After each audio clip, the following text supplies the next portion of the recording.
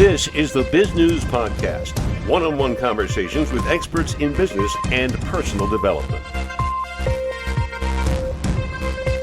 For many younger people, the horrors of World War II are something read about in a history book or perhaps seen on television. But for Vivianne Knebel, the horrors can seem as real today as they were when she was trying to live in the rubble of a bombed-out Berlin. Born in 1943 in the epicenter of Nazi power, her strong-willed mother fought to keep her alive among the falling bombs and Soviet artillery shelling. At the end of the war, with much of Berlin bombed into rubble, the child came to know poverty and constant hunger. Ironically, the car that first was sketched by Adolf Hitler helped change her life. Vivianne Knebel joins us for this Biz News interview. Let's start, if you don't mind, by telling our listeners and viewers a little bit about your story. It began before World War II. No, it began at the height of World War II in Berlin, the epicenter of Nazi Germany. I was born in 1943, and it is a relevant story of what it was like at that time. It's hardship, and moreover, it's a story that has often not been told, been really forgotten in human history. It is how the German people struggled, how the war affected them, how they dealt with it to keep their families alive. And I mirrored the story through my mother, who was a single mom, and she had 2 illegitimate children, and she kept us alive from falling bombs and Soviet attacks, and made an effort to get enough food on the table, and that's why she had to work in the black market. Anything just to survive. It was a very tough time. And since I was an illegitimate child, I was given no country. I was born stateless because the German law is such that you get the nationality of the father. And since I had no father, they deemed me stateless. So with other words, later on, I had to get permission to stay in the country, even though I was born in Germany, never saw another country. So you can imagine it makes you feel worthless. At that time of the war, Berlin was pulverized, hardly anything was standing after years of Allied bombing.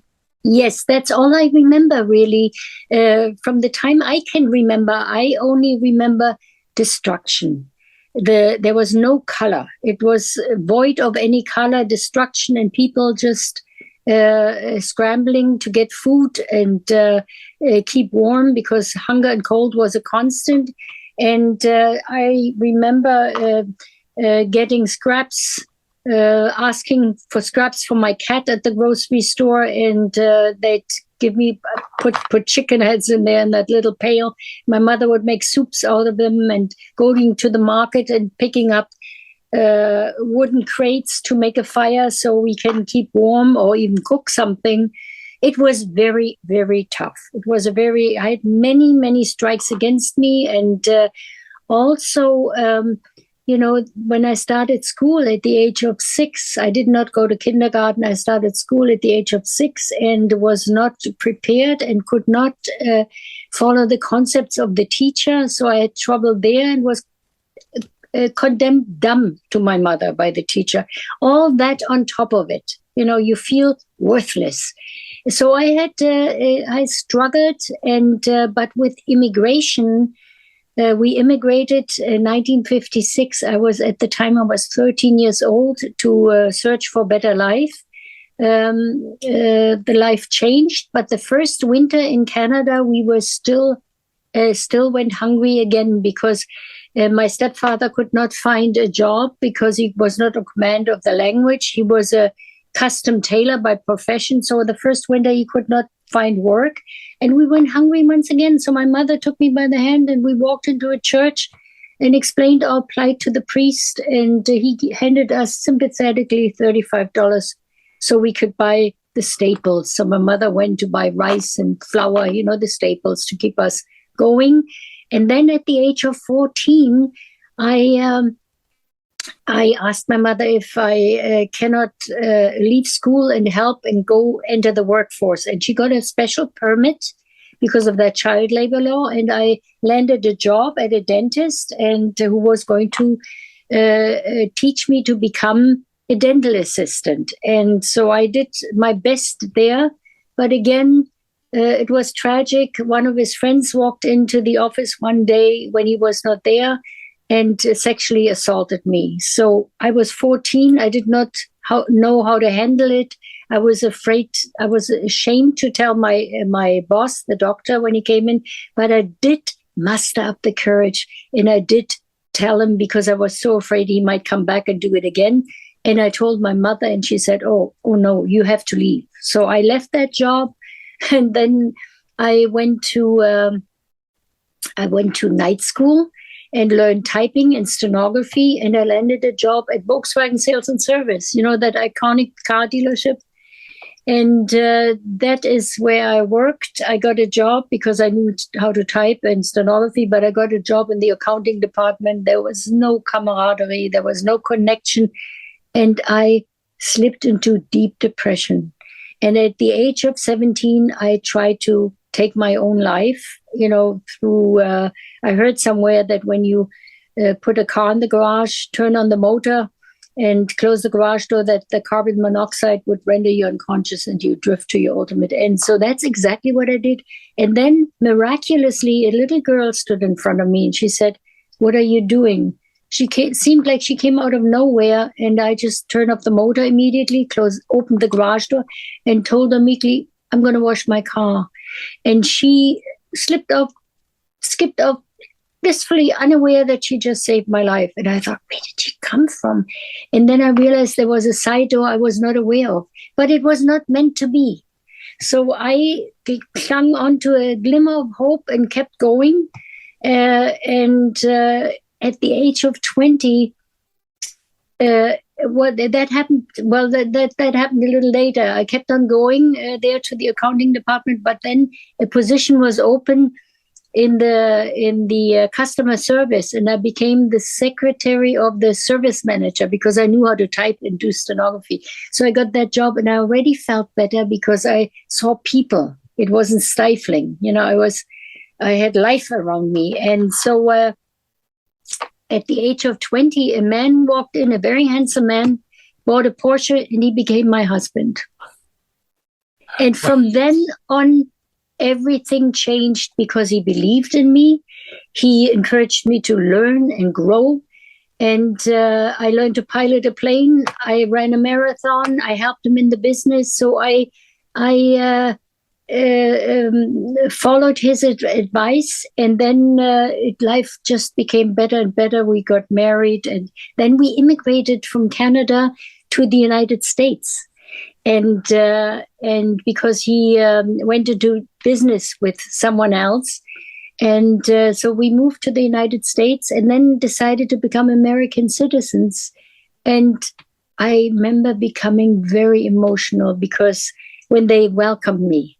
Because for the first time, I had that sense of belonging, because I love this country and it's been good to me. Because I remember that even in 1948, there was a blockade. Berlin was surrounded. It was divided. I watched that division into 4 sectors, the 3 Western sectors and the Russian sector.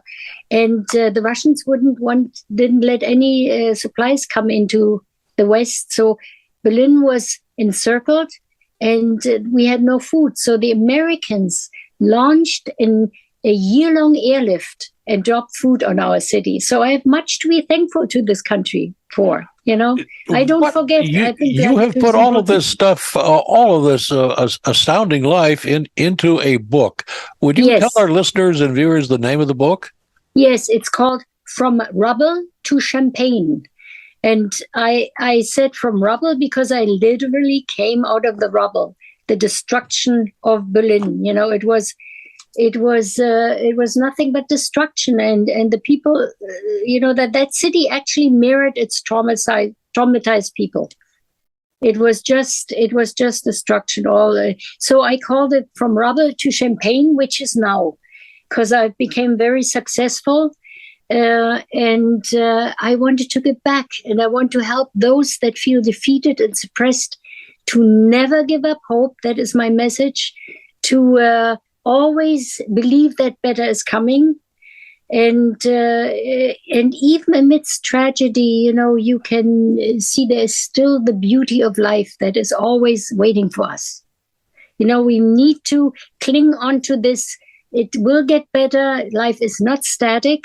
I want to say that especially to young people who might be in despair like I was when I was 17. So I want to make a dent in the universe. I want to make this place a better place. Also, this book was a gift to my husband for his 80th birthday, for all that he has done for me. It was a token of appreciation for all that he has done for me. The book is full of important teachings, to live, to work hard, to better yourself, and to believe in the good that is there. You just have to look for it. Try to find the good, even in adverse situations. And the challenges we go through are so important because those make us grow. The challenges is what makes us resilient. So I'm actually, as hard as my life was, I'm grateful I went through all that because it instilled in me a profound sense of gratitude. I'm the most grateful person. And so I wrote my second book then because I was always a seeker and searcher. And I wanted to find out how to find lasting contentment. And that's when I studied the wisdom of the great minds, the teachers, the poets. I took their advice. I lived by it. I wove their advice into my life experiences. And I want to teach other people this can be done and you will be successful if you apply it. And now I was offered... You probably have a way for people to get in touch with you. Would that be a website or anything like that? Yes, I have the website, vivianneknebel.com, and everything is on there.